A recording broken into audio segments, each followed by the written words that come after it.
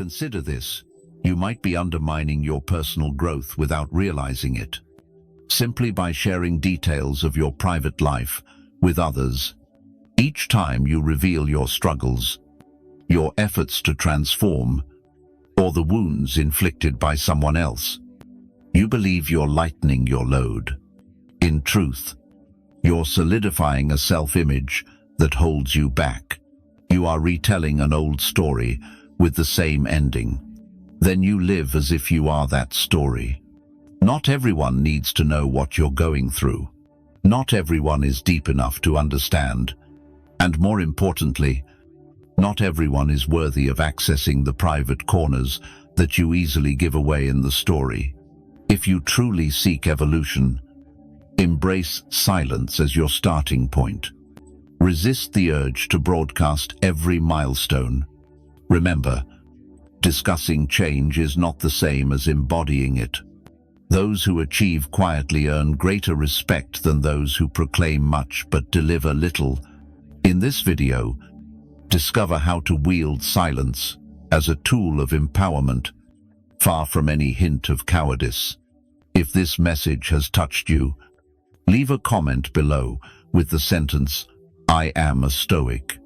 Share the moment when silence helped you grow. And above all, subscribe to the channel to not miss lessons that help you live stronger, wiser, and more peaceful.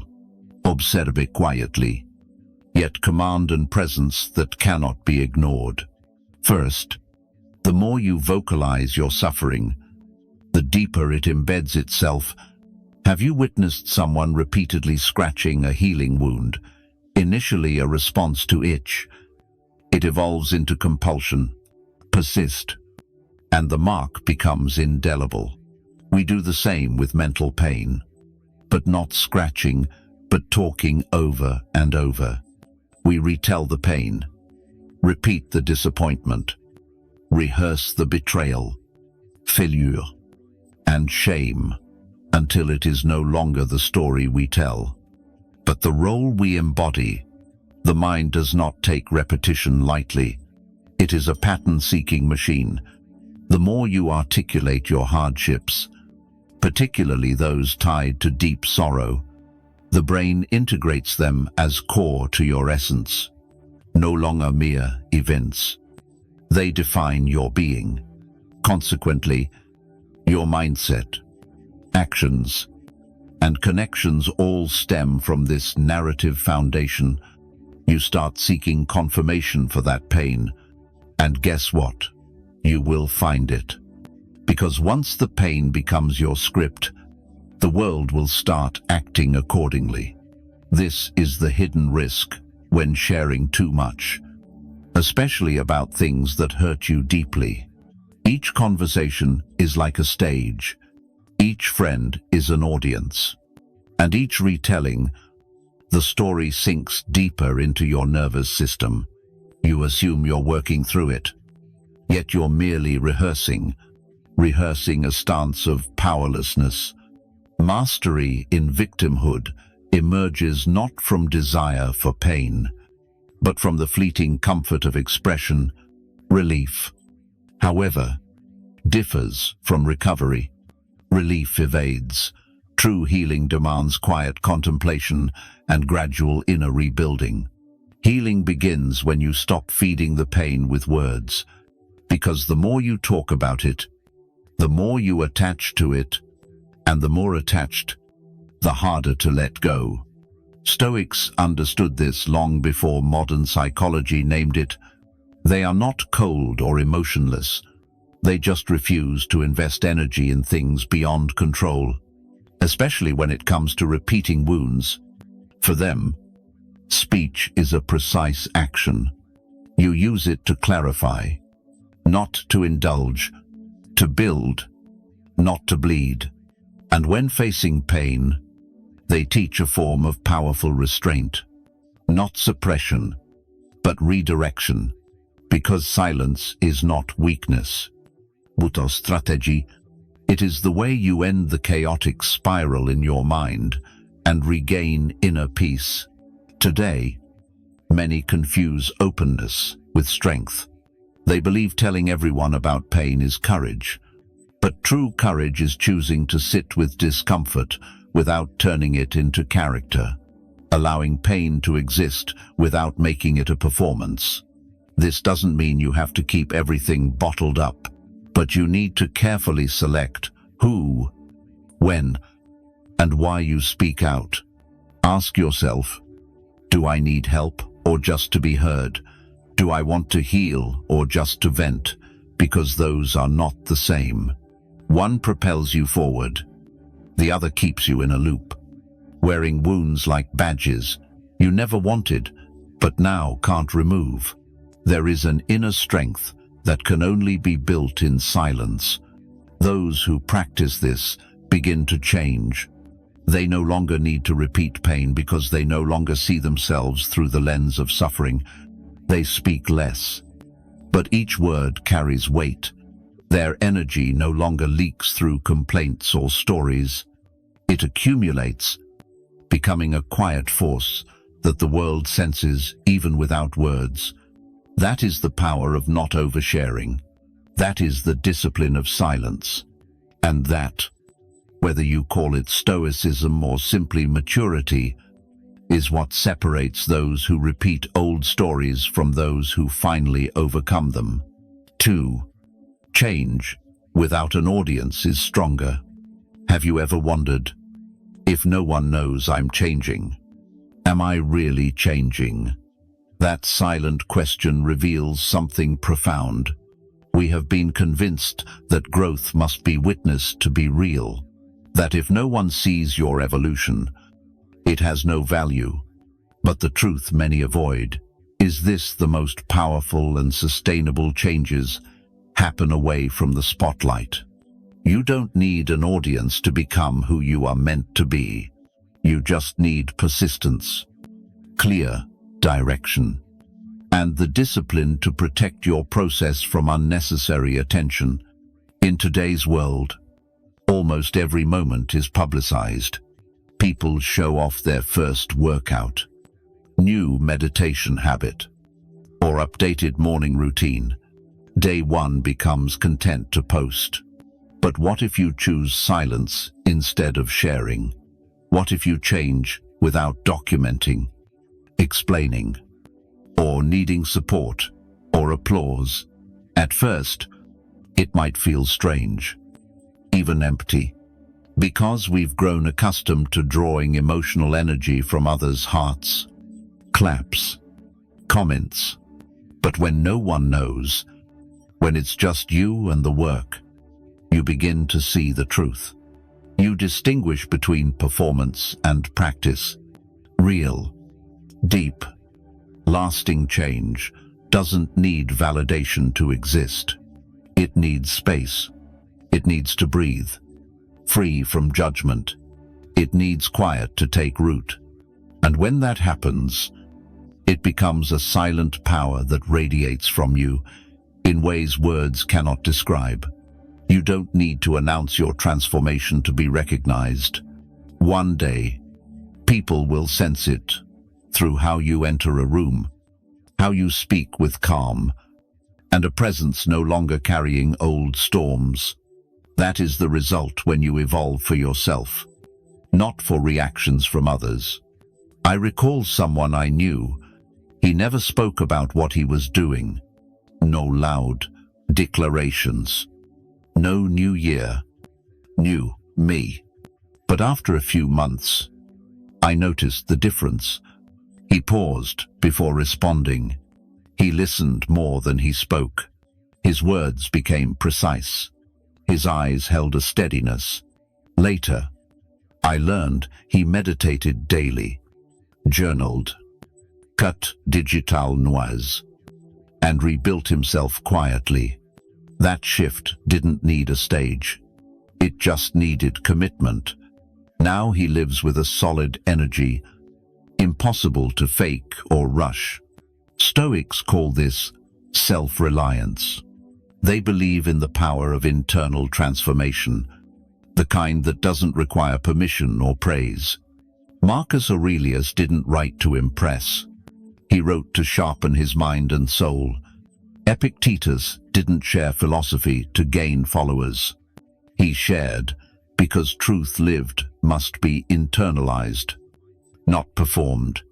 This is the distinction between emotional independence and dependence. When your evolution is quiet, it belongs to you. When it needs attention, it is fragile. So the challenge for you, if you couldn't tell anyone what you're doing, would you continue? Would you wake early, read, train your mind, protect your peace in a Stoic way, even if no one notices? If the answer is yes, then you've won. Because the strongest changes aren't noisy. Don't seek applause. They grow silently day by day, becoming part of you, not something to show off, but something to live with. Let others post updates. They narrate every small step. You don't need to join. You're not falling behind. You're building power in silence, where it's hardest to fake and most real to feel. When change no longer needs to be seen to matter, that's when it becomes permanent. And when the energy you use is not to explain, but to become the new you, that's when the shift becomes your identity. At that point, no one needs to ask if you've changed, because they'll know without you saying a word. 3. You don't need to recount your evolution process. Your brain is smarter than you think, but also more easily fooled than you imagine. Studies show that when you talk about your plans, the brain often releases dopamine, the feel-good chemical, as if you've already accomplished it. You get a sense of satisfaction, a feeling of progress without actually moving. That's why talking too soon about goals feels good. But that's also the trap. Each time you say, "I'm serious this time," you steal a bit of your motivation. You trick the system into thinking the work has started when nothing has changed. Instead of letting results speak, you let words lead. And too often words don't keep up with actions. This is the hidden danger of telling your evolution story too early. It's like popping champagne at the mountain's base just because you decided to climb. You celebrate the decision, not the effort, not the slow, persistent step by step. When the excitement fades, you're still at the start, wondering why the summit remains distant. The truth is, when your transformation becomes something you talk about more than build, you're not evolving. You're performing, and a performance rarely leads to lasting change. In an era craving social validation, we're trained to share every step. But maturity doesn't need a microphone. It requires discipline. It demands silent repetition. It calls for inner strength without recognition. If you're serious about becoming stronger, calmer, better at controlling thoughts and reactions, learn the art of advancing in silence. That silence protects your energy. It allows you to focus not on being seen, but on being transformed. Marcus Aurelius didn't write his meditations to impress others. He wrote to stay grounded. He understood that evolution isn't what you declare, but what you live. Stoics knew that progress shared too soon dilutes. It turns to noise, and noise doesn't create clarity. It obscures. They believed in personal discipline over public display, because when change is real, you don't need to tell anyone. It will show itself. Others will notice. But more importantly, you'll feel it. You'll feel it in how you respond instead of react, how you detach from outcomes, how you maintain peace through emotional discipline. That doesn't need explanation. It's what you demonstrate. So next time you want to post about a new mindset, declare goals or tell friends you'll take control. Pause. Ask yourself, do I need to say this or do it? Am I seeking commitment or just applause because they're not the same? One builds from inner discipline, the other erodes from attention. If it's real, it can wait. If it's true, it doesn't need declaration. There's a dignity in silent transformation, a power in not being compelled to explain. When you keep your process private and work quietly, it roots deeply. It becomes solid. It stands without praise. Stoic thinking isn't hiding. It's cherishing. Cherishing your path without distraction. Choosing the road of invisible strength. The more you talk about evolution, the more fragile it becomes. But when you stop talking about what you're building and just build, you create something sturdy, unshakable. Not everyone needs to know what you're changing, but if the change is real, eventually they won't need forewarning. They'll sense it, and so will you. Retelling old stories keeps you trapped in them. Perhaps you've met someone like that. The person who always shows up at gatherings and never stops retelling the old tale, the old job that never valued him, the relationship that ended unfairly, the time he was misunderstood, overlooked, or betrayed. You've heard it. Everyone has. But he keeps telling as if repeating will change how it feels. But the issue isn't the painful story. It's that he doesn't realize he's still living in it long after it's over. He's not just recounting the past, but building his identity on it. Whether aware or not, each retelling reinforces that narrative. It gradually becomes the reality he carries. The truth is, we all carry an internal script, sometimes quiet, sometimes loud, but always there, whispering lines like, "I always mess things up. People like me can't go far." Or, "I'm not a leader." We don't just say these to others, but repeat them in our heads. And each time, we tighten the chains binding us to an outdated version of ourselves. Like acting in a play where the stage has changed. The audience shifted, but we refuse to update the role. We still play the failure, even as life turns to a new chapter. What we repeat becomes belief, and that belief shapes what we allow ourselves to become. That's why the stories you tell about yourself matter more than you think. They're not harmless. They're not simple. They're blueprints. They decide how you respond, what you expect, and whether you try. If you keep telling failure stories, you'll live as one who always fails.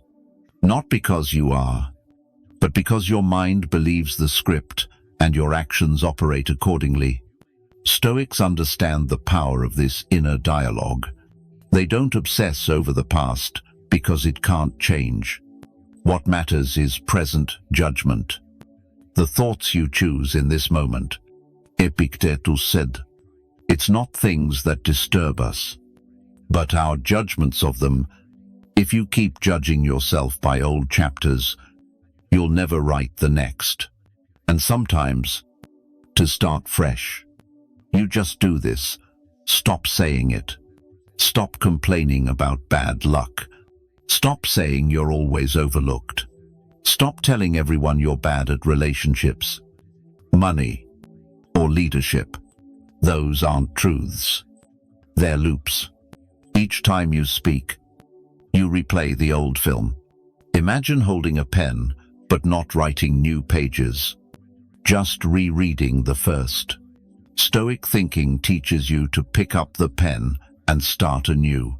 Not with grand statements, not with false optimism, but with a small, steady decision to stop retelling the story you no longer want to live. Because as soon as you stop telling, you start creating something new. Not instantly, not loudly, but quietly and intentionally, word by word, choice by choice. So, next time you want to explain yourself through the past's lens, pause. Ask yourself, is this who I am now, or just who I was? If the latter, let go. You don't owe anyone a repeated old story. You owe yourself a chance to become the version that no longer needs it. The power of silence isn't evasion, but choosing not to repeat what's no longer useful. And that's emotional clarity. That's the start of inner transformation. Not with more words, but with fewer. Not by justifying the past, but by refusing to relive it. Acquiesce décision. One step at a time. Ask yourself silently, if you do it for yourself, do you need to say it? If no one praises you when you change, will you continue? That question is deeper than many are ready to face, because it reveals if your growth is internal or just a performance for recognition. In a world obsessed with attention, perfecting yourself in silence seems alien. But it's in that silence and unseen progress that your most powerful transformation begins. True change doesn't need a stage. It doesn't crave validation. It doesn't need broadcasting, likes, or comments. It just needs authenticity. When you start releasing what no longer serves you, be it toxic habits, emotional dependencies, or a self-image ruled by past hurts, and you do it not to impress anyone, but to find peace, that's the kind of change that endures. You're not trying to prove anything. You're just realigning yourself. You don't need a post about your recovery process. You don't need others to know you've started studying philosophy, exercising at dawn, or journaling at night. What's vital is that you do it quietly, persistently, without the spotlight. I once knew a man completely lost after a messy divorce. He didn't talk about it. No public recovery plans. But gradually and silently, he rebuilt his life. He took up boxing not to boast, but to reclaim strength.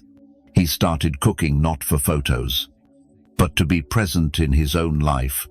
He read philosophy not to quote, but to learn how to think again. 6 months later, people noticed the change, not because he said so, but because his energy shifted, his posture changed, his presence became grounded, not from muscles, recipes, or Stoic quotes, but from the quiet peace that arises from rebuilding solely for oneself. That's the power of autonomous change. It carries a different weight. It holds stillness. And when you no longer need applause for what you do, your actions cease being empty gestures and become genuine habits. There's something sacred in doing right when no one's watching. It means you act from integrity, not ego. You don't chase significance. You choose essence. That's what Stoic philosophy guides you toward. Not loud declarations, but quiet conviction. Marcus Aurelius lived that way. His journal wasn't for others to read, but to remind himself, not to impress. He didn't need to convince anyone of his discipline. His life reflected it. That's the deeper lesson. When you do for yourself, you don't need to voice it. It will show, not in the way social media teaches through images, captions, or milestones, but through how you carry yourself, facichaus, and how your calm quiets others' noise. Let go of the desire to recount everything. When you change, keep that transformation private until it's strong enough for people to feel it without you saying a word. That's how you safeguard your peace. That's how you build inner maturity in silence. If someone notices, fine. If not, even better, because you didn't do it for them. You do it because something inside won't accept stagnation. That's self-discipline forging true identity. That's power no one can give or take away. Next time you want to explain, prove, declare, pause, ask, am I doing this for me or to be seen if truly for me? Keep it sacred. Let it grow in silence and trust that real change, the lasting kind, doesn't need to shout. It just needs to be lived. 6. Not everyone deserves to know your deepest self.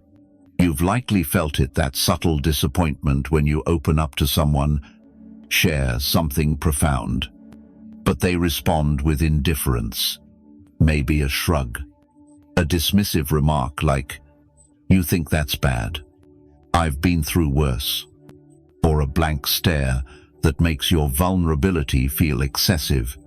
That's the moment teaching a hard but essential lesson. Not everyone merits entry into your inner world. When you hand someone your soul's map and they treat it like a crumpled receipt, you start understanding why silence is sometimes sacred. We live in a culture that glorifies openness, where sharing is seen as healing. But there's a vast difference between confiding in someone who can hold your truth steady and pouring out your heart to those unable or unwilling to receive without judgment.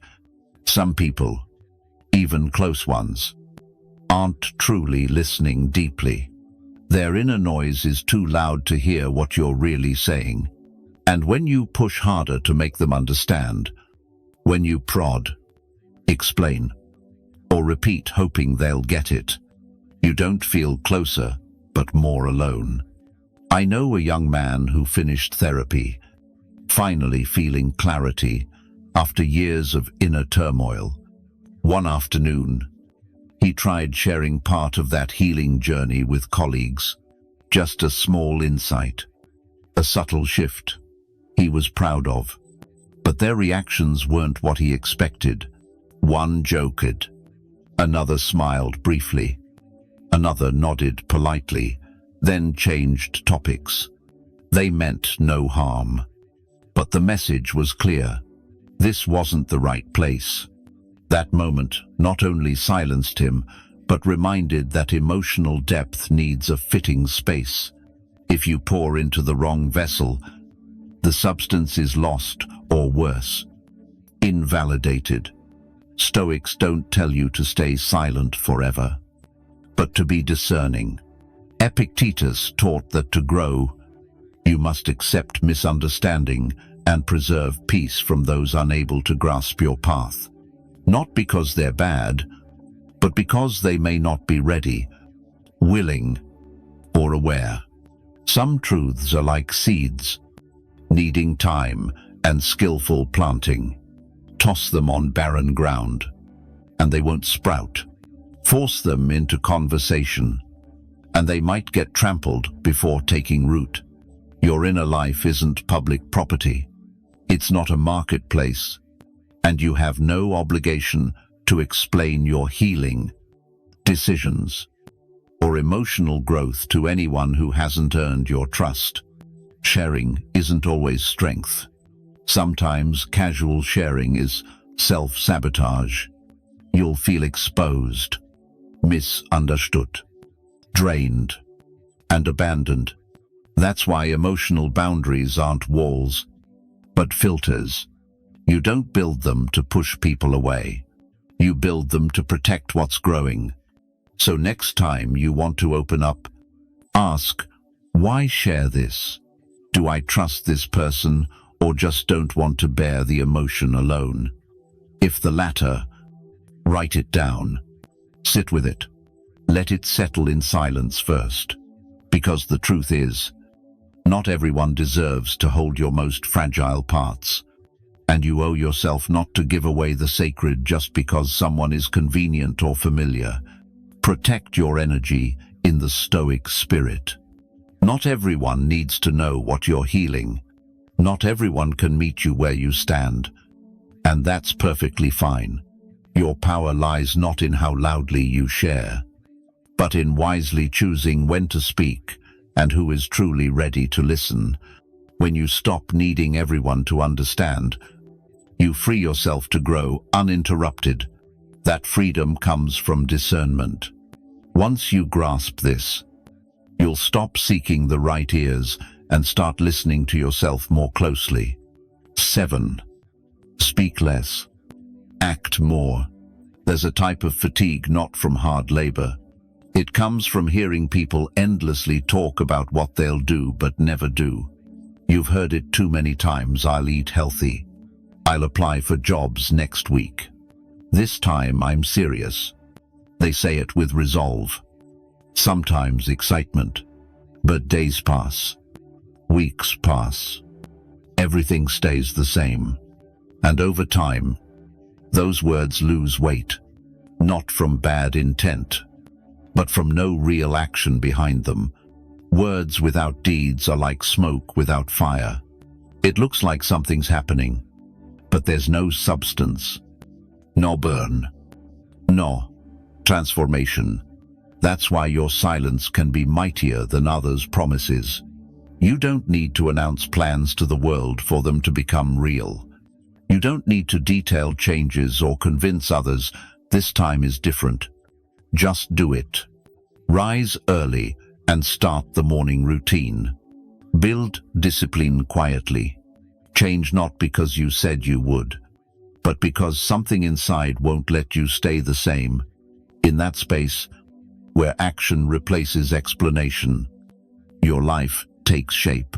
Think of someone you deeply respect, not for their words, but for how they show up.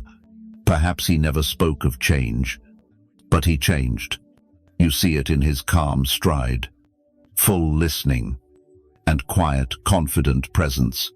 His discipline isn't loud. It radiates.